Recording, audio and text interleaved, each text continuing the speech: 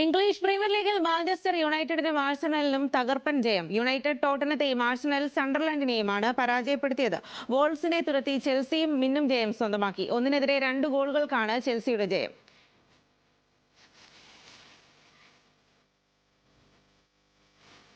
Spanish ലീഗിൽ മിന്നും ജയവുമായി Barcelona. മലോർക്കയെ എതിരില്ലാത്ത 3 ഗോളിനാണ് ബാഴ്സ തകർത്തത്. ജയത്തോടെ ലീഗിൽ രണ്ടാമതുള്ള റയലുമായുള്ള പോയിന്റ് വ്യത്യാസം ബാഴ്സ 4 ഉയർത്തി.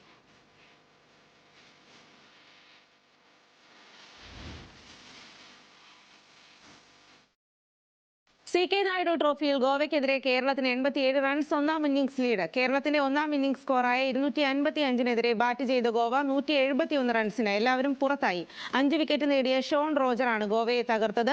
നേരത്തെ ആദ്യ സെഞ്ചുറി റോജർ നേടിയിരുന്നു. രണ്ടാം ഇന്നിംഗ്സിൽ കേരളം 2-37 എന്ന നിലയിൽ ബാറ്റിംഗ് പുനരാരംഭിക്കും.